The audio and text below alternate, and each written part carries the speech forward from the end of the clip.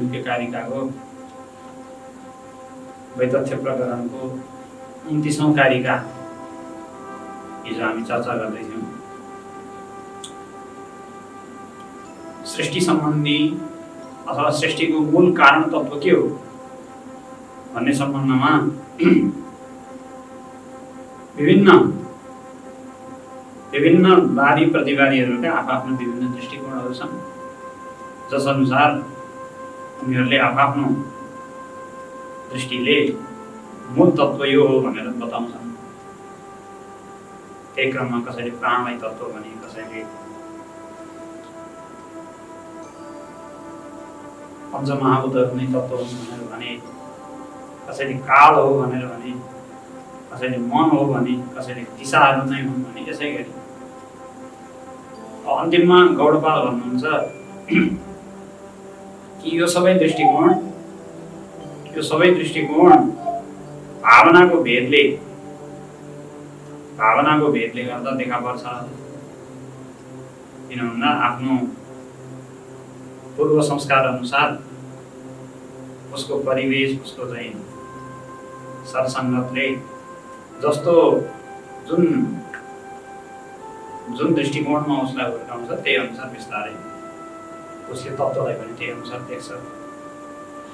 त्यही भएर भेद जो देखिएको छ त्यो तत्त्वमा भिन्नता नभइकन दृष्टिमा भिन्नता हो। तत्त्वमा नै भिन्नता भएको भए ती सबै दृष्टिको वेदान्तसँग न त भेद रहन्थ्यो, किनभन्दा तत्त्व नै भिन्न भयो। तर गौडपाल भन्नुहुन्छ कि ती सबै बिचरा अलग अलग नाम, अलग अलग रूपमा तिनले बताए पनि चिजमा भिन्नता छैन। तर दृष्टिकोण अनुसार त्यो भिन्न रूपमा देखा पर्छ। त्यही भएर भिन्न जस्तो लागेको हो। तर वस्तुतः भाव अनुसार देखिन्छ। त्यही भएर भन्नुभयो यम भावम यस्य दर्शयेत् तम भावम स पश्यति। गुरुले, शास्त्रले अथवा पूर्वजहरूले जुन भाव उसलाई देखाइदिन्छ, जुन तत्त्व अथवा जुन मत उसलाई देखाइदिन्छन्, उसले त्यही देख्छ। अनि त्यो तत्त्वले पनि उसको दृष्टि अनुसार त्यही बनेर उसलाई रक्षा गर्छ। जसले जे भाव राखेको हुन्छ उसलाई त्यही बनेर नै तत्त्वले रक्षा गर्छ। र त्यो साधकले पनि तद्ग्रह बारम्बार त्यसलाई ग्रहण गरिरहनाले, चिन्तन गरिरहनाले त्यही रूपमा नै तत्त्वलाई प्राप्त गर्छ। उसको भाव अनुसार सारा खेल चाहिँ भावनाकै छ।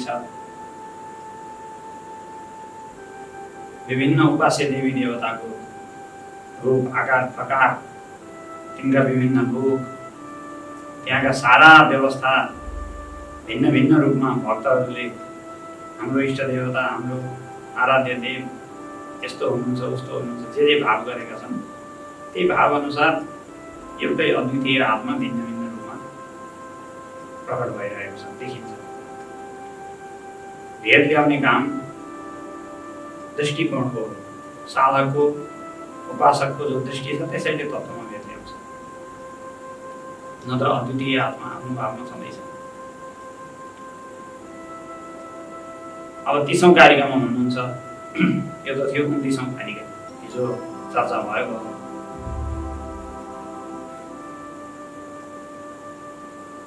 एतैरेषु पृथग्भावैः पृथगेवेति लक्षितः एवं यो वेद तत्त्वेन कल्पयेत् सोऽविशङ्कितः।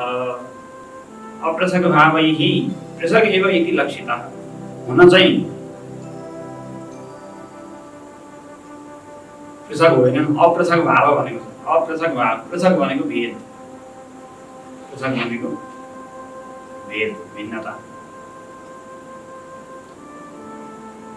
अपृथक भाव भनेको अभेद। अपृथक भावैः अर्थात् अभिन्नैः। पृथक एव इति लक्षितः, अभिन्न भएर पनि भिन्न जस्तै देखिन्छ भन्नु पर्यो।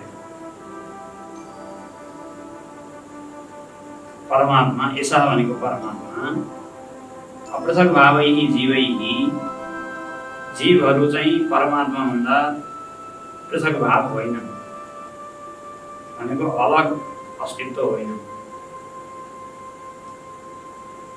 परमात्मा नै जीवको रूपमा देखा परेको हो भनेपछि जीव भनेको कुनै अलग सत्ता अलग अस्तित्व होइन।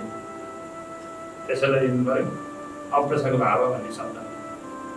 पृथक भवनम नास्ति यस्य सः, पृथक अस्तित्व छैन जसको, परमात्मालाई छोडेर अलग अस्तित्व छैन जसको त्यस्ता जीवहरू अथवा संसारका सारा पदार्थहरू परमात्मा भन्दा भिन्न, तिनको अलग अस्तित्व छैन। तर पृथक एव इति लक्षित, तर परमात्मा तीभन्दा भिन्न चाहिँ देखा पर्नुहुन्छ। यसलाई यसरी पनि बुझ्न सकिन्छ, जस्तै घैँटो चाहिँ माटोभन्दा पृथक होइन, तर माटो घैँटोभन्दा पृथक रूपमा पनि रहन सक्छ। घैँटो चाहिँ माटोलाई छाडेर कहिले पनि रहन सक्दैन, बस्न सक्दैन। घैँटो भएपछि त्यहाँ माटो अवश्य चाहियो। त्यही भएर घैँटो चाहिँ माटोभन्दा अपृथक भाव हो। तर घैँटोभन्दा माटो चाहिँ अलग रहन पनि सक्छ, किन भन्दा माटोबाट घैँटो मात्रै बन्छ भन्ने त छैन, अरू थोक पनि बन्छ। यसै गरी संसारका सारा पदार्थ परमात्माभन्दा अभिन्न हुन्। परमात्मा चाहिँ तीभन्दा अलग भएर पनि रहन सक्नुहुन्छ, अर्थात् संसारभन्दा माथि, त्रिगुणातीत, संसारातीत, निर्विशेष जो स्वभाव छ त्यसमा पनि परमात्मा हुनुहुन्छ। संसार अवस्थामा आउँदा अनन्त द्वैत प्रपञ्चको रूपमा पनि उहाँ नै देखा पर्नु भएको हो। तर त्यति देखा परेको मात्रै त्यो स्वभाव उहाँको स्वरूप होइन। त्यो देखा पर्नुभन्दा बाहेक आफ्नो अद्वितीय स्वरूपमा रहँदा पनि परमात्मा तत्त्व परमात्मा हुनुहुन्छ।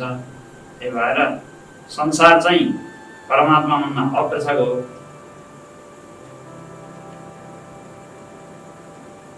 तर परमात्मा चाहिँ त्योभन्दा संसारभन्दा अलग भएर पनि रहन सक्नुहुन्छ। गीतामा पनि नत्वहं तेषु ते मयि भनेर गीतामा पनि चर्चा आउँछ।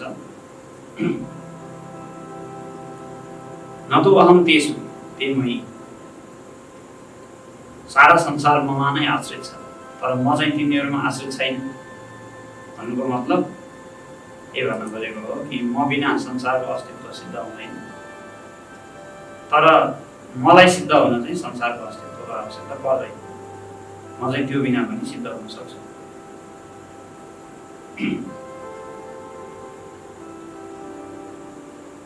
यसरी जसले बुझ्छ संसार र परमात्माको सम्बन्ध यस्तो खालको छ, एउटा बिना अर्को हुन सक्दैन, तर परमात्मा चाहिँ जगतभन्दा अर्को भिन्न भएर पनि अस्तित्वमा रहन सक्नुहुन्छ। यसरी यी दुईटाको चाहिँ स्वरूपलाई जसले बुझ्छ, एवं यो वेद तत्त्वेन, जसले तत्त्वतः बुझ्छ,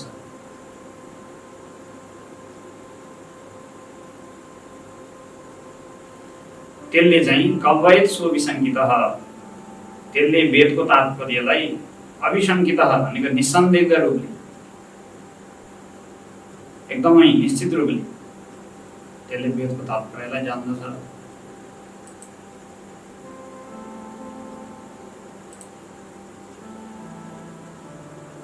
यही कुरा भन्नुहुन्छ 31औं कारिकामा फेरि जगतको स्वरूप कस्तो छ भन्ने कुरा प्रसिद्ध श्लोक छ।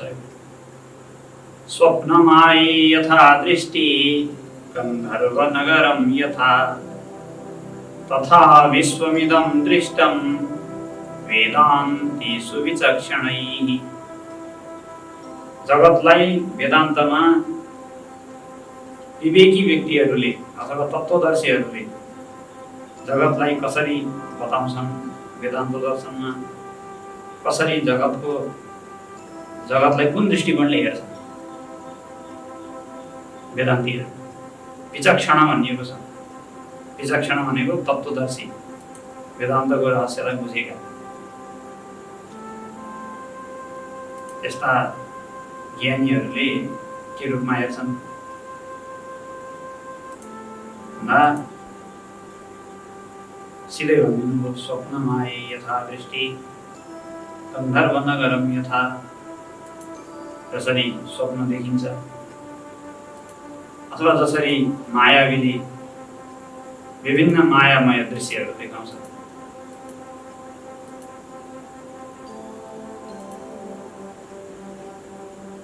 अथवा गन्धर्व नगरम यथा आकाशमा बादल सहर देखा पर्छ, बादलै बादलको ठुलो नगरै देखा पर्छ आकाशमा।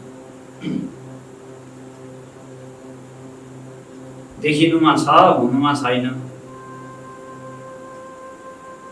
स्वप्न पनि देखिनुमा छ तर खोज्यो भने त्यहाँ केही छैन। मायामा पनि त्यस्तै ठुल्ठुला जादुगरहरू शरीर फ्याटे चिरेर मुटु निकालेर यसरी भटभट भटभट गर्न मुटु बनाएर देखाउँछ। रत्नबागतिर अझै पनि देखाउँदो कहिले शरीरलाई छुराले च्यार पारेर चिर्छ अनि मुटु यसरी निकाल्छ काटेर अनि भिट गएको मुटु हातमा देखाउँछ। त्यसो मुटु हातमा लिएर त्यो मान्छे बाँच्छ त? फेरि निकालेर हातमा लिइसकेपछि त्यो भिडभिड कसरी गर्छ? रगत पछि भएर पुरै चुर्लुम्मै रगतै रगतमा डुबेको देखिन्छ नि। त्यो हेर्नेलाई एकदमै भयभीत बनाउँछ त्यसले। अब त्यस्तो यदि शक्ति हुन्थ्यो भने त्यति सजिलैसँग छर्रै चुराले मुटु घ्याट्टै झिकेर फेरि जोड्न सक्ने शक्ति हुन्थ्यो भने रत्नबारको चोकमा आएर 5 रुपियाँ दिए 10 रुपियाँ दिए भनेर मागेर बस्नु पर्थ्यो। त्यसलाई त ठुल्ठुला हस्पिटलहरूले हायर गरेर लिएर गइहाल्थ्यो। कस्तो सजिलो छिटो अपरेसन गर्ने।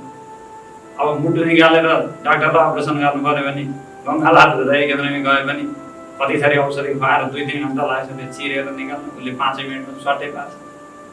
त्यति छिटो अपरेसन। फेरि जस्ताको जस्तै जोड्छ, उस्तै मान्छे उठाइदिन्छ। 5 रुपियाँ माग्नु पर्दैन। कसैले पैसा जुन पैसा चाहियो, जुन देशको जुन डलर हो कि के चाहिने सबै वार निकालेर फालेको देखाउँछ। पैसै पैसा।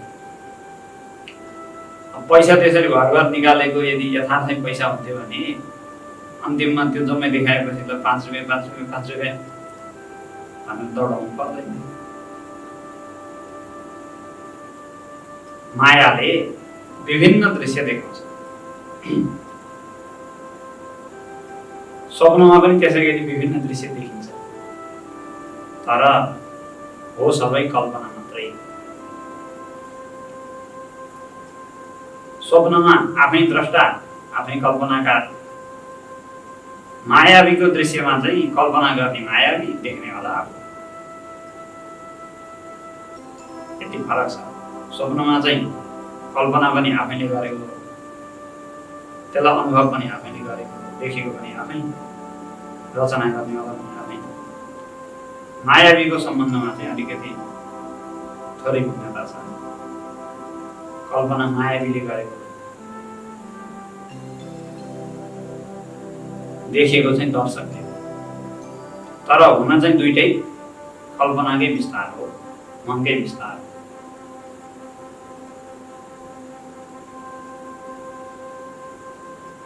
गन्धर्व नगर भनेको बादलमा देखिने विभिन्न आकृति प्रकृति, अमूर्त चित्रकला जस्तो भनौँ न। अमूर्त चित्र बनाउनेहरू चित्र बनाएका हुन्छन्। के बनाएको हो भन्ने कुरो त्यही चित्रकारले बुझ्दो हो, सामान्य दर्शकले बुझ्न सक्दैन। के बनाएको अमूर्त चित्र सोध्नै पर्छ, के बनाएको हजुर भन्दा अब आफ्नो दृष्टिअनुसार देख्ने हो। यहाँ यस्तो यस्तो पनि हेर्न सकिन्छ।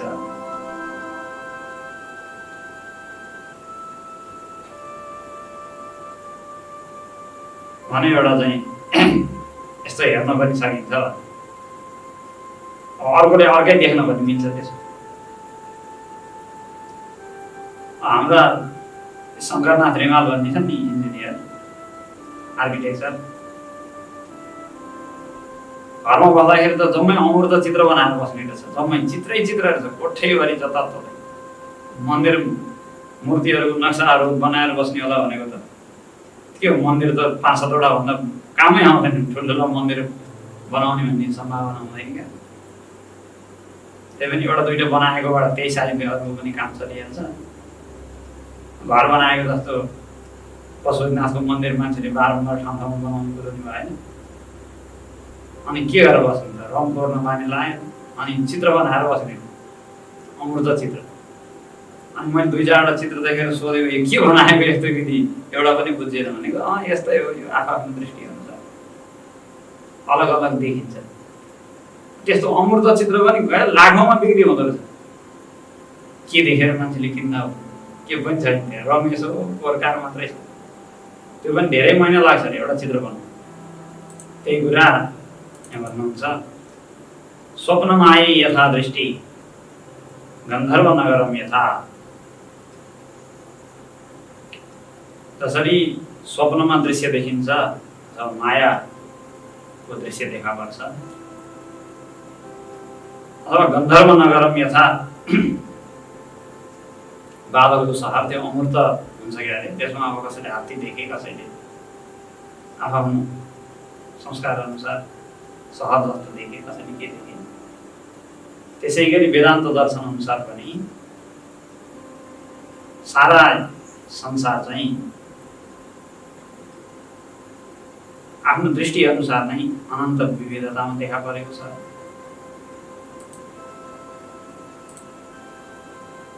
भेद छ भने दृष्टिकोणको भेद छ।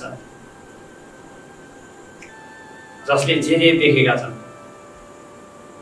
आफन्त पराई, नजिक टाढा, उचित अनुचित, राम्रो नराम्रो इत्यादि जे देखेका छन् मान्छेहरू, त्यो सबै आफ्नो दृष्टिकोणकै भेदले गर्दा देखिने हो।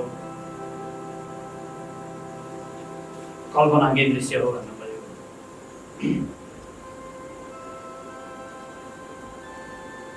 उसो भने यथार्थ चाहिँ के हो भन्ने जिज्ञासा भयो।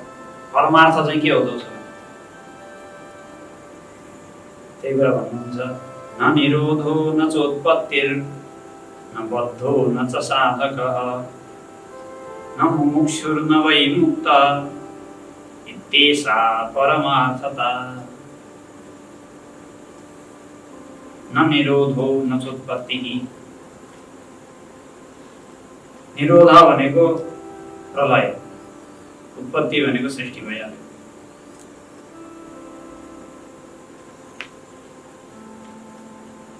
प्रलय पनि छैन, सृष्टि पनि छैन भनेको तत्त्व दृष्टिले। अब जीव दृष्टिले त सारा संसार बनेको छ, यो अनन्त भेद सबै छँदैछ। तर तत्त्व दृष्टिले चाहिँ न निरोधः न चोत्पत्तिः, प्रलय पनि छैन, सृष्टि पनि भएको छैन, किनकि उसमा कुनै परिवर्तन नै भएको छैन। जो अद्वितीय आत्मवस्तु हो त्यो आफ्नो स्वभावमा कायम नै छ। उसको स्वभावमा, उसको स्वरूपमा अलिकति पनि विचलन आएको छैन, थोरै पनि फेरबदल आएको छैन। जस्तै समुद्रमा विभिन्न छालहरू देखा पर्छन्,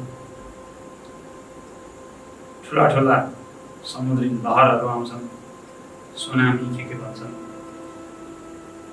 अनि केही समयपछि ती लहरहरू हटेर पनि जान्छन्। तर त्यो ठुल्ठुला छालहरू आउँदा अथवा त्यो लहर शान्त भएर बस्दा पनि समुद्र आफ्नो स्वभावबाट, उसको चाहिँ आफ्नो स्वभावमा अलिकति पनि फेरबदल आएको थिएन। समुद्रको जल आफ्नै स्वभावमा थियो, छाल उठ्यो, छाल हट्यो, छाल नष्ट भयो। र समुद्री छाल सुरु भयो भने वैज्ञानिकहरू, भूगर्भवेत्ताहरू कराउन थाले। अनि ल मोडियो, यतापट्टि गयो भनेर फेरि दिशा परिवर्तन भयो भने फेरि ल यहाँ ठोकियो, ल अब सकियो भने त्यो मान्छेको दृष्टिले त हो। तर जलको दृष्टिले हेर्ने हो भने छाल उठ्यो भन्दा पनि केही त्यसमा जलको दृष्टिले केही नयाँपन बनेको होइन। ल छाल सकियो भन्दा पनि पानी कहीँ गएको छैन, त्यहीँ छ। जति पानी थियो त्यति पानी छ त्यही। कोही एउटा आकार नयाँ आकारको रूपमा देखा पर्यो, फेरि त्यो आकार ध्वस्त भयो। बाहिरको आकार प्रकारको दृष्टिले, नाम र रूपको दृष्टिले चाहिँ त केही भएको हो, तर तत्त्व दृष्टिले जो अनन्त नाम र रूपको रूपमा विभिन्न स्वरूपहरूमा कल्पित भएको हो, त्यो तत्त्वको दृष्टिले चाहिँ कुनै फेरबदल भएको छैन।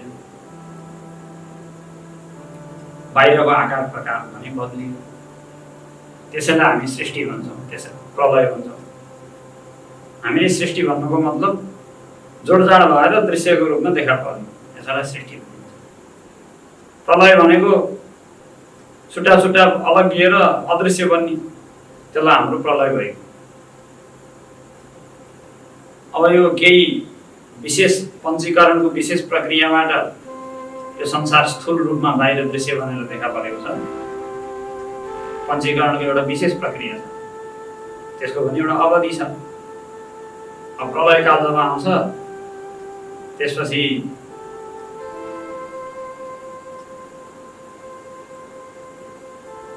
प्रलयकालको जब समय हुन्छ अनि त्यो बेलामा चाहिँ शतवर्षाय नामृष्टिः भविष्यत् तुल्यणा होली इत्यादि त्यहाँ भागवतमा प्रसङ्ग हुन्छ।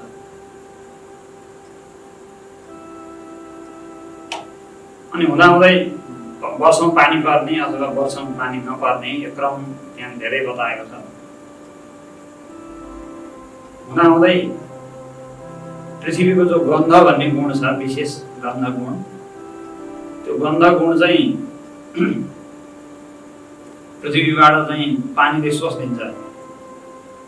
भागवतमा प्रलयको प्रक्रिया बताएको छ। जब त्यो जलले पृथ्वीको गन्ध गुणलाई सोचिदिन्छ, हुने बित्तिकै तत्कालै पृथ्वी भन्ने चिज सट्टै हराएको, स्थूल रूपमा रहँदैन, अदृश्य भइहाल्यो पृथ्वी, पानी पानी मात्रै रहन्छ। त्यो पानीलाई पनि रस भन्ने जो एउटा गुण विशेष छ, त्यसले गर्दा पानीलाई दृश्य रूपमा धारण गरेको छ। त्यसलाई पनि ज्योतिले अथवा तेजले त्यो रस भन्ने जो पानीको जो विशेष गुण छ त्यसलाई जब ग्रस्त गरिदिन्छ, पानी पनि मिलाउँछ तत्कालै। पृथ्वी यत्रो विधि चाहिँ डल्लो देखिएर यत्रो गरममा भएको पृथ्वी एकैचोटि कहाँ, जल पनि कहाँ। त्यसै गरी तेजलाई वायुले रूप भन्ने गुणलाई चाहिँ जब खिचिदिन्छ, अनि वायुबाट स्पर्श भन्ने गुणलाई आकाशले खिचिदिन्छ, यसै गर्दै गर्दै पञ्चमहाभूत यत्रो विधि चाहिँ यो ठोस यत्रो संसार देखिन्छ। यो जम्मै तत्कालै एकैछिनमा साटसुट्टै अदृश्य भइहाल्छ। दृश्य भनेको एउटा विशेष प्रक्रियाले गर्दा बाहिर प्रकट भएको स्थितिलाई नै हामीले सृष्टि भन्ने हो। प्रलय हुनलाई केही समय लाग्दैन, केही पनि समय लाग्दैन, साटसुट्टै एकैचोटि भइहाल्छ।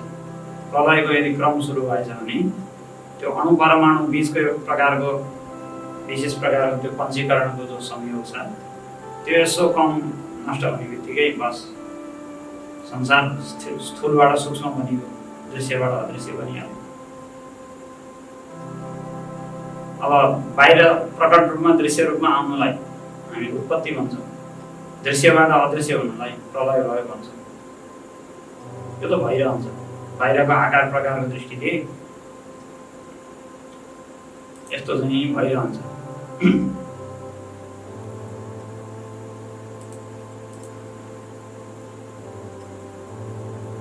तर तत्त्व दृष्टि चाहिँ के हो त भन्दा,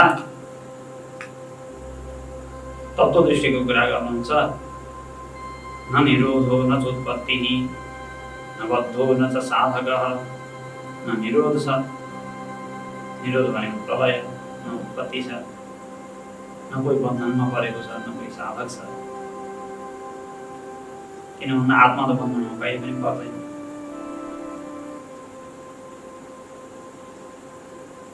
आत्मा बन्धनमा परेकै छैन भने साधक कसरी हुने, साधक हुने कुरो पनि भएन।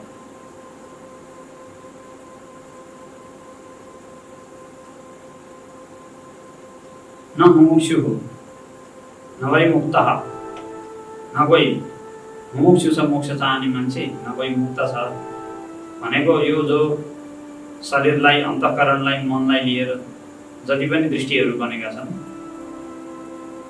यी कुनै पनि दृष्टि तत्त्वमा छैनन्। तत्त्व जस्ताको तस्तै छ बराबर। बन्धनमा पर्यो भन्दा पनि उसको स्वभावमा कुनै परिवर्तन आएको छैन। मुक्त भयो भन्दा पनि उसको स्वभावमा केही परिवर्तन आएको छैन। ऊ अनादिदेखि अनन्तसम्म उस्तै छ। स्वभावै उसको परिवर्तन नहुने हो, अपरिवर्तनीय। कल्पनाले गर्दा बाध्य जस्तो भएको थियो, कल्पनाबाटै छुट्दाखेरि मुक्त भयो भनिन्छ। बन्धन यथार्थ भयो मोक्ष पनि यथार्थ हुन्थ्यो। बन्धन यथार्थ नभएको हुनाले मोक्ष पनि यथार्थ होइन। यो चाहिँ परमार्थ दृष्टि हो। परमार्थ दृष्टि वास्तवमा बुझ्न गाह्रो हुन्छ। किन भन्दा त्यो परमार्थ भावमा नबसिकन परमार्थ दृष्टि बुझिँदैन। त्योभन्दा पहिला त बाहिरको रङ्ग ढङ्ग चाल प्रपञ्च सारा यही देखा परेको छ। साधकलाई सम्म पनि संसारको बन्धन, मनको बन्धन, मायाको बन्धन सारा देखिएको छ। तर अन्तिममा तत्त्वज्ञान प्राप्त गरिसकेपछि जब अद्वितीय ब्रह्म बन्छ त्यसपछि अन्तिममा बुझिने कुरा हो कि यो त सबै केही पनि होइन रहेछ। ज्ञान नहुन्जेलको सारा लफडा हो। तत्त्वज्ञान नहुन्जेलको सम्पूर्ण लफडा हो। ज्ञान तत्त्वज्ञान हुने बित्तिकै अद्वितीय आत्मालाई बुझ्ने बित्तिकै यो यताउताको भेद प्रपञ्च केही पनि छैन। अब यो ज्ञान नहुन्जेलसम्म चाहिँ यसले थिच्यो उसले थिच्यो, तैँले मलाई जित्न किन आइस अथवा मैले तँलाई जित्न पर्यो भन्ने सारा कुरा हो। तत्त्वज्ञान भएर कोही ब्रह्म भएर बसेको छ भने त्यो मान्छेलाई कुनै द्वैतको बन्धनले छुँदैन। उसलाई सबै बराबरै छ। चाहे त्यो जुनसुकै धर्मको होस्, चाहे जुनसुकै वर्णको होस्, चाहे जुनसुकै जातिको होस्, चाहे जुनसुकै अस्तित्वको होस्, अस्तित्वका अनन्त रूपहरू उसलाई बराबरै छ, एउटै छ। आफूभन्दा भिन्न केही पनि देख्दैन। ज्ञानीहरू चाहिन्छ संसारमा। ज्ञानीहरूले नै हाम्रो सनातन धर्म आजसम्म बाँचेर जिउँदो भएर हिँड्दैछ। यति धेरै प्रहार अथवा यति धेरै उतार चढावपछि पनि त्यसको कारण के हो भन्दा हामीसँग अझै पनि अहिलेसम्म पनि जिउँदा अस्तित्व, जो अस्तित्वलाई जीवनमा नै प्राप्त गरेका जीवित ब्रह्म भनौँ अथवा ब्रह्मतत्त्व ज्ञानीहरू महापुरुषहरू छन्, हुँदैछन्, जन्मिँदैछन्। र तत्त्वज्ञानी भनेको एउटा यस्तो चिज छ जसले सारा संसारका विभिन्न दृष्टिभन्दा माथि रहेर केवल तत्त्वसँग मात्रै एक भएर बस्छ। त्यो जुन परिवेशमा, जुन समाजमा, जुन परम्परामा ज्ञानीहरू रहन्छन्, भइरहन्छन्, तबसम्म त्यो चाहिँ ऊर्जाको केन्द्र जस्तो त्यो परम्परा, त्यो चाहिँ मान्यता कहिले पनि नष्ट हुँदैन।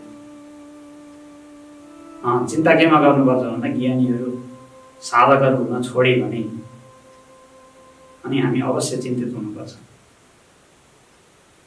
यो अहिलेको बाहिरको परिवर्तन, या ऊ किन मेल बेच बिखन, सब्जी बजारमा ल 4 रुपियाँ 4 रुपियाँ 4 रुपियाँ, ल होइन ल 3.5 रुपियाँ 3.5 रुपियाँ भनेर बेच बिखन चले जस्तो मान्छेको बेच बिखन पनि चल्छ होइन। ल बेच्यो उसले सस्तोमा दियो हामीले भन्दा, ल उता भयो अब हाम्रोमा ल्याउने के गर्ने, यो चिन्तित हुनु केही आवश्यक छैन। त्यो सब्जी बजारको भेदभाव जस्तोमा बेचिने भने के हो त्यो? जीवन्त अस्तित्वलाई जन्माउनुमा नै धर्मको विशेषता रहन्छ। जीवितलाई जन्मायो एउटा जीवन, अनन्त जीवनलाई अथवा परमात्मा तत्त्वलाई आफूमा आत्मसात गरेको कोही तत्त्वज्ञानीलाई त्यो परम्पराले जन्मायो कि जन्मायो। यदि ज्ञानीलाई जन्माउँदैछ भने त्यो अस्तित्व, त्यो परम्पराको यथार्थ हो, छ, बाँच्छ। होइन भने ताली बजाएर धेरै सङ्ख्या बढाउँदैमा, धेरै चाहिँ सङ्गठन ठुल्ठुलो बनाएर सदस्यता विस्तार पार्टीले गरे जस्तो गर्दैमा त्यसलाई अस्तित्व भन्न सकिँदैन। त्यही भएर यो अब अहिले तत्त्व यथार्थको विचार गर्ने बेला छ। यसमा यी अरू विषयमा भन्दा पनि तत्त्वकै दृष्टिमा हामी विशेष जोड दिन्छौँ। र जो ब्रह्मज्ञानी आफ्नो स्थितिमा अवस्थित भएको तत्त्वज्ञानी व्यक्ति छ, उसको दृष्टिमा सारा संसार शत्रु मित्र, उसका पूर्व धारणा अनुसारका देखा पर्ने जति पनि संसारका दृश्यहरू छन्, ती सबै उसलाई समान अद्वितीय आत्मभावमा प्रकाशित हुन्छ। सबै आफै देख्छ। त्यही भएर गीतामा भगवान भन्नुहुन्छ, विद्या विनय सम्पन्नी ब्राह्मणी गवी हस्तिनी सुनिचैव स्वभागे च पण्डिता समदर्शिनः। गाई हात्ती र चाण्डाल कुत्ता सर्वज्ञ बाहुन ज्ञानीका दृष्टिमा एकै ठार छन् जो सबै एकै देख्छ। त्यो एक देख्ने भनेको सबैलाई, गाईलाई गाई पनि देख्दैन, मान्छेलाई मान्छे पनि देख्दैन भनेको होइन। त्यसलाई गाई मान्छे जे हो त्यो बाहिरको रूपलाई पनि देख्छ, तर त्यो देख्दा देख्दै त्यो भित्रको जो आत्मा छ सबैतिर एउटै रहेको, सबैभित्र एउटै रहेको त्यो अद्वितीय आत्मालाई देख्ने भएकाले र उसले बाहिरको खोललाई भन्दा पनि भित्रको आत्मालाई बढी महत्त्व दिने भएकाले उसको दृष्टिकोणमा सबै एउटै छ। कसलाई महत्त्व दिने भन्ने हुन्छ। थाहा पाएको मान्छेले त्यो भित्रको चिजलाई जान्दछ, नत्र बाहिरको खोल मात्रै हेर्ने हो। जस्तै औषधिहरूमा के हुँदो रहेछ, भयभरको व्यापार त्यो नाम र खोलको रहेछ। जम्मै नाम र खोल फेर्यो, यत्र लेबल लगायो, अनि यत्र महँगामा बेच्यो। भित्रको कम्पोजिसन त जम्मैको एउटै, धेरै थरी औषधिको एउटै छ। अनि एउटाको यति मूल्य, अर्कोको अर्को मूल्य भन्यो। अनि औषधिको त्यो विक्रेतालाई थाहा छ कम्पोजिसन के हो। अनि हामीले एउटा औषधिको पत्ता लिएर गयो, अनि उसले अर्कै औषधि दिन्छ। मलाई यो औषधि दिनुहोस् भनेर भन्यो भने त्यो मान्छेले के भन्छ भन्दा, तपाईँले भनेको नाम फरक हो, खोल फरक हो, भित्रको चिज एउटै हो बाबा, यी भित्रको नाम एउटै छ हेर्नु त भनेर देखाइदिन्छ। त्यो भित्रको जो हेर्ने भएपछि उसले त्यसलाई महत्त्व दियो, अनि एउटै देख्यो, ए एउटै औषधि रहेछ भन्छ। नजानेको मान्छेलाई त्यो कुरा बुझ्न उसलाई गाह्रो हुन्छ। भने जस्तै तत्त्वज्ञानीले पनि कसलाई महत्त्व दिन्छ भन्दा, भित्रको सार जो आत्मवस्तु सबैभित्र अद्वितीय आत्मा बसेको छ, सबैभित्र बसेको छ, त्यो सर्वत्र संसारभरि विभिन्न रूपहरूमा व्यक्त भएर, विभिन्न नाममा र विभिन्न रूपमा आफूलाई व्यक्त गरेर एउटै आत्मा बसेको छ। विभिन्न प्राणीहरूको रूपमा, विभिन्न विषयहरूको रूपमा उसकै क्रीडा, यो सारा संसार उसकै आत्मविस्तार हो। अनन्त रूपमा उसले आफूलाई गरेको विस्तार। जसले भित्रको सारलाई हेर्ने बानी छ भने त्यही अद्वितीय आत्मालाई देख्छ, ए एउटै हो भन्छ। बाहिरको बोक्रा एउटा खोल हेर्ने बानी भएको मान्छेलाई अब भिन्न भिन्न देखिन्छ। त्यही अनुसार अनि संसार, अनि बन्धन, अनि उत्पत्ति, अनि प्रलय जम्मै कुरा देखिन्छ। तर परमार्थ दृष्टिले हेर्ने हो भने, तत्त्व बनेर हेर्ने हो भने, ब्रह्म दृष्टिले हेर्दाखेरि संसारमा केही पनि ओभन्दा दोस्रो कुनै पनि चिज छैन, यही परमार्थ हो भनेको 32औं कारिकाको यो प्रसङ्ग थियो। भावैरसद्भिरेवायम् अद्वयेन च कल्पितः भावाप्यद्वयेनैव तस्मात् अद्वयता शिवा। अयम् असद्भिः भावैः अद्वयेन च कल्पितः भनेको के भने, अद्वय भन्ने जो शब्द छ त्यो पनि आत्मामा द्वैतलाई हेरेर आएको हो भन्नु पर्यो। असद्भिः भावैः अद्वयेन कल्पितः,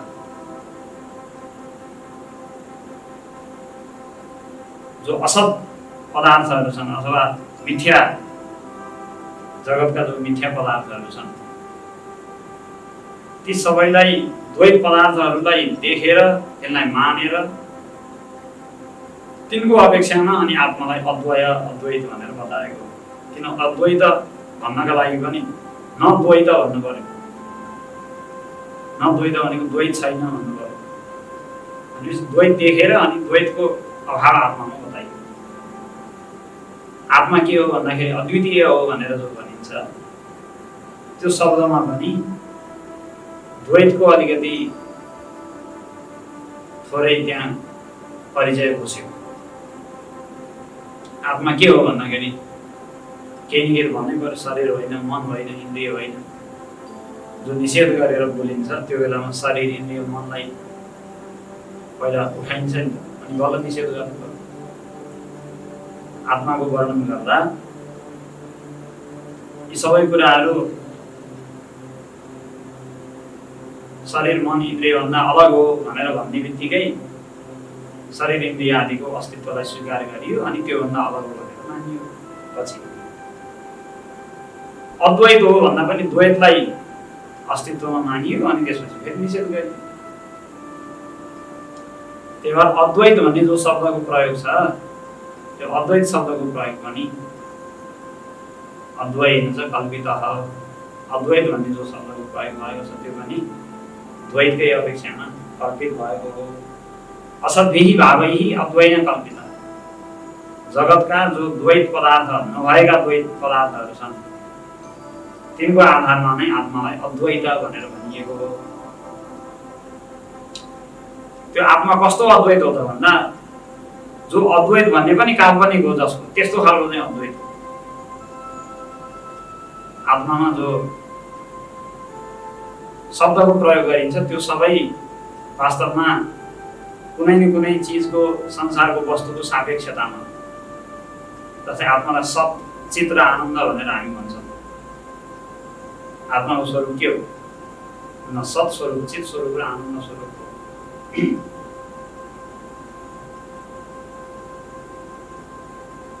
सत्स्वरूप, चित स्वरूप र आनन्द स्वरूप आत्मा हो भन्दाखेरि त्यो सत किन भनियो अरे भन्दा व्याख्याताहरू लेख्नुहुन्छ कि असत व्यावृत्त्यर्थम। त्यो सत भनेर असत होइन भनेर असतलाई निषेध गर्नका लागि सत शब्द आएको छ। चित भन्ने जो शब्दको प्रयोग छ जडलाई निषेध गर्नका लागि, जड होइन भनेर भन्नका लागि चित भन्ने शब्दको प्रयोग भएको छ। अनि आनन्द भन्ने जो शब्दको प्रयोग गरेको छ त्यो चाहिँ दुःख होइन भन्नका लागि हो। अर्थात् सत, चित र आनन्द पनि त्यसलाई किन भन्नु परेको भन्दा जगतमा जो असत, जड र दुःख रूपता देखिन्छ त्यो हटोस् भन्नका लागि मात्रै हो। आत्मामा सत, चित र आनन्दलाई सिद्ध गर्नका लागि त्यो शब्द बताएको होइन। किन भन्दा हामीले संसारमा सत भनेर जे बुझ्छौँ त्यस्तो खालको सत आत्मा होइन।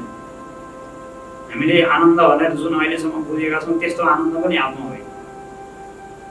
हामीले चित भनेर जे रूपको चेतनालाई जुन रूपमा बुझेका छौँ त्यस्तो पनि चेतना आत्मा होइन।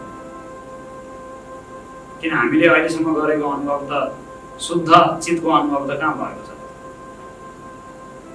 आत्माको जो शुद्ध आनन्द हो त्यसको अनुभव पनि कहाँ भएको छ? संसार आत्मामा शब्द प्रयोग गर्न मिलोस्।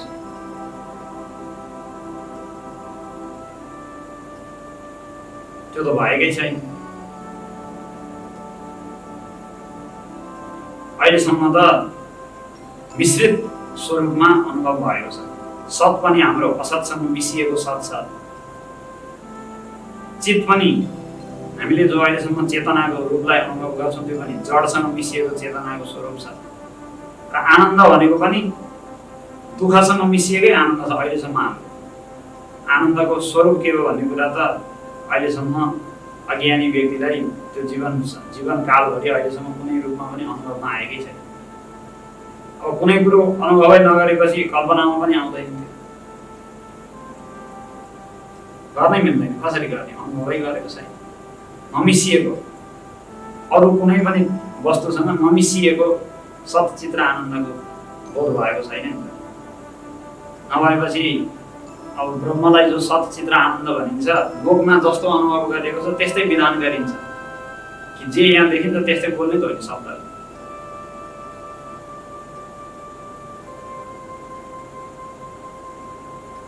अनि यहाँको सतलाई लिएर, यहाँको सत भनेको हामीले जसलाई स्थायी सत भनेर मान्दछौँ, जस्तै पहाडहरू, नदीहरू,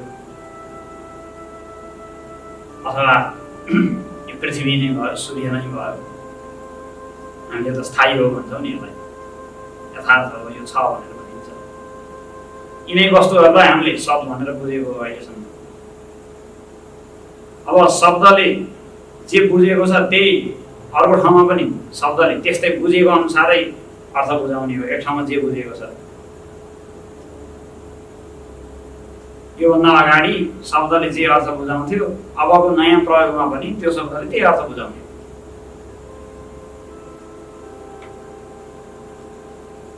चम्चा भनेर त्यो बच्चोले पहिलोचोटि चम्चा भन्ने त्यस्तो एउटा चाहिँ चिजलाई बुझेपछि अब जहिले पनि त्यो चम्चा भन्यो भने त्यसले त्यही बुझ्छ। शब्दले पूर्व बोध अनुसार, पूर्व योभन्दा अघिल्लो जस्तो बोध भएको थियो त्यही अनुसार अब नयाँ ठाउँमा अर्थ बुझाउने हो। अब अहिलेसम्म संसारमा हामीले बुझेको त सत भनेको कस्तो भन्दा यही परिवर्तन चाहिँ भइरहने, तर अड्डिएका धेरै वर्षसम्मसम्म रहने, हजारौँ वर्ष अथवा लाखौँ वर्ष रहने पदार्थहरू हामीले बुझेको सत यही हो। त्यही सतलाई आत्मामा बताउँदाखेरि त्यस्तै सत हो त आत्मा, परिवर्तन भइरहने तर अड्डिरहने, क्षय भइरहने, अब लाखौँ वर्षपछि गएर नष्ट पनि हुने, त्यस्तो खालको सत हो त आत्मा। त्यसो हो है। त्यही भएर हाम्रो सत शब्दको प्रयोग चाहिँ आत्मालाई सत भनेर सिद्ध गर्नको लागि भएको होइन। यदि त्यस्तो गर्ने हो भने हामीले लोकमा जस्तो सत बुझेका छौँ त्यस्तै सत आत्मामा सिद्ध हुन जान्छ। नबुझेको त सिद्ध हुने कुरै भएन शब्दबाट। जे बुझेका छौँ त्यही सिद्ध हुने हो। त्यो भयो भने आपत्ति आइपर्छ। चित्त भनेर पनि अहिलेसम्म जडसँग मिसिएकै चेतनाको बोध छ। आफूलाई चेतन त हामी ठान्दछौँ, तर शरीर मन सबैलाई मिसाएर अनि चेतन हामी ठान्दछौँ। शरीरको मनको सबैको परिचयलाई आफूमा मिसाएर अनि त्यही अनुसार आफ्नो अस्तित्वको बोध छ हामीलाई। भनेपछि यो चित्त पनि जडसँग मिसिएको, मुछिएको चित्त हो। त्यो मुछिएको चित्तलाई हेरेर त्यही चित्तलाई ब्रह्ममा विधान गर्ने हो भने, चित्त स्वरूप हो आत्मा भनेर त्यसलाई ब्रह्ममा विधान गर्ने हो भने ब्रह्म पनि त्यस्तै जडसँग मुछिएको चित्त हो। किन जे अनुभवमा आयो त्यही शब्दले बताउँछ। अहिलेसम्मको चित्त जडसँग मुछिएकै छ हाम्रो व्यवहारमा, अनुभवमा। भने ब्रह्ममा विधान गर्दा पनि त्यही खालको चित्त विधान हुन्छ, तर त्यस्तो खालको चित्त पनि ब्रह्म होइन। जडसँग मुछिएको, जडसँग तादात्म्य भएको। अनि आनन्द भन्ने शब्द छ। अहिलेसम्म संसारका सबै प्राणीलाई, संसारको यत्रो अरबौँ खरबौँ कति भइसक्यो सृष्टि भयो, कतिचोटि यस्ता अरबौँ खरबौँचोटि सृष्टि भयो। संसारमा कुनै पनि प्राणीलाई दुःखसँग नमिसिएको, श्रमसँग नमिसिएको आनन्दको अनुभव भएको छैन। शुद्ध आनन्द मात्रै भन्ने कुराको अनुभव चाहिँ भएकै छैन। सबै श्रम र दुःखले मिसिएको छ। किन भन्दा आनन्द भोग्दा भोग्दै मान्छे थाक्छ एकछिनपछि। श्रम छ त्यसमा, दुःख छ त्यसमा, दुःख मिसिएको आनन्द छ। आनन्द मात्रै, शुद्ध आनन्द मात्रै भन्ने त कसैको पनि अनुभवमा आएकै छैन। अब आत्मालाई आनन्द स्वरूप हो भनेर यदि विधान गर्ने हो भने त्यस्तै आत्मा, आनन्द त्यस्तै हो त आत्माको, जो दुःखसँग मिसिएको, श्रम र दुःखले युक्त भएको। त्यस्तो त होइन। त्यही भएर जो आत्मामा सच्चित र आनन्द शब्दको प्रयोग गरिन्छ त्यो आत्मालाई सच्चित र आनन्द भनेर सिद्ध गर्नलाई भनेको होइन, अपितु असत जड र दुःख रूपतालाई हटाउनका लागि हो भन्नुहुन्छ भाष्यकार शङ्कराचार्य तैत्तिरीय उपनिषदको सत्यम ज्ञानम अनन्तम ब्रह्म भन्ने मन्त्रको भाष्यमा। असत व्यावृत्त्यर्थम सत् शब्दः, जड व्यावृत्त्यर्थम चित् शब्दः। किन सत भनेर आत्मालाई बताइयो त भन्दा हामीले जगतमा देखेको जो असत र मिथ्या पदार्थहरू छन् त्यस्तो होइन है आत्मा। त्यति चित्त भनेर भनियो। हामीले जो जड पदार्थ देख्छौँ त्यस्तो होइन है आत्मा। अनि आनन्द भनेर त्यहाँ बताइयो। हामीले जो दुःखको अनुभव गरेका छौँ त्यस्तो दुःख स्वरूप होइन है। यति मात्रै त्यहाँ चाहिँ इतर व्यावृत्तिका लागि नै सच्चित र आनन्द शब्द राखियो।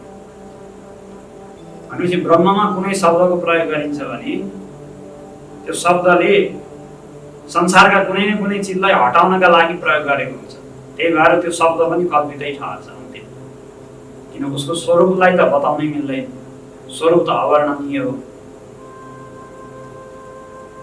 जसलाई हामीले वर्णनीय भन्थ्यौँ सच्चित र आनन्द, त्यो पनि वास्तवमा ब्रह्मको वर्णन होइन रहेछ। त्यसले असत जड र दुःखलाई हटाउनु मात्रै खोजेको रहेछ। तत्त्व चाहिँ त अवर्णनीय नै हो जहिले पनि।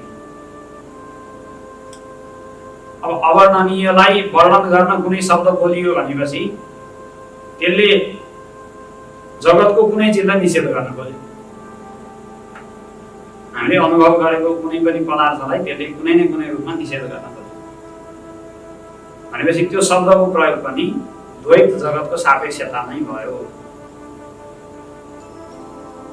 र सापेक्षतामा वर्णन गरेको हुनाले त्यो शब्दको प्रयोग पनि त्यहाँ मिथ्या नै भयो। त्यही भएर ब्रह्मलाई सच्चित र आनन्द हो भन्ने पनि एक प्रकारको हाम्रो कल्पनाकै आरोप हो।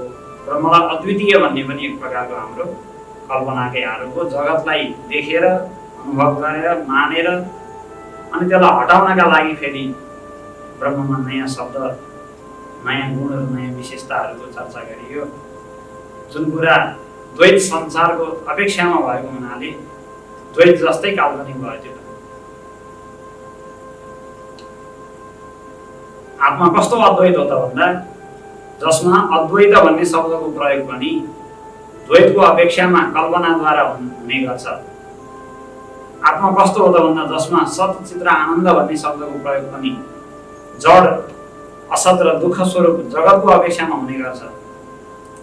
जसमा कुनै पनि शब्दको प्रयोग कुनै जगतका रूपहरूलाई निषेध गर्नका लागि हुने गर्छ र जसलाई कुनै शब्द, कुनै वर्णनको कुनै पनि पद्धति अथवा अर्को कुनै पनि उपायले जसलाई शब्दद्वारा विषय गरेर बताउन सकिँदैन। यस्तो आत्मा छ। परमार्थ दृष्टि भनेको त्यस्तो हो। त्यही भन्नुहुन्छ असद्भिः भावैः अद्वयेन कल्पितः।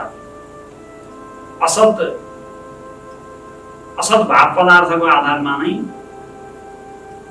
अद्वय भन्ने शब्दको पनि कल्पना भयो। किन द्वैतलाई देखेर त्यसलाई हटाउनका लागि अद्वैत शब्दको प्रयोग गरियो।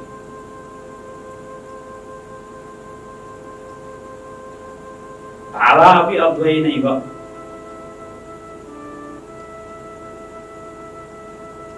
जसरी आत्मालाई अद्वैत भन्ने शब्द कल्पित हो त्यस्तै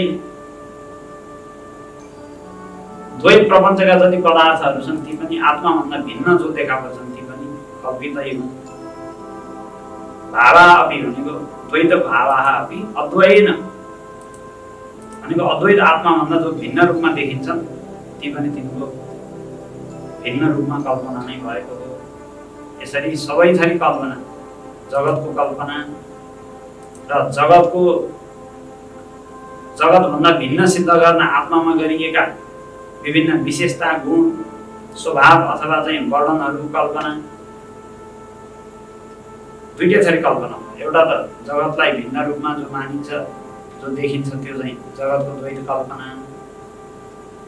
अनि जगतभन्दा भिन्न आत्मालाई बताउनका लागि आत्मामा जो गुण, विशेषता, धर्म अथवा चाहिँ विभिन्न शब्दहरूको वर्णन गरिन्छ उपनिषदमा त्यो पनि वास्तवमा जगतलाई हटाउनका लागि गरेको त्यही भएर कल्पना नै भयो। ती सबैभन्दा पृथक, ती सबैको पनि अधिष्ठान, ती सबैको पनि आश्रय भएको जो ब्रह्म वस्तु छ त्यो चाहिँ अद्वैतता, त्यो अद्वैत हो त्यस्तो खालको। र त्यही नै शिवा, त्यही नै परम कल्याणमय छ। कल्याण भनेकै अनन्त द्वैतको आश्रय भएको जो आत्मतत्व हो त्यो नै परम कल्याणमय छ।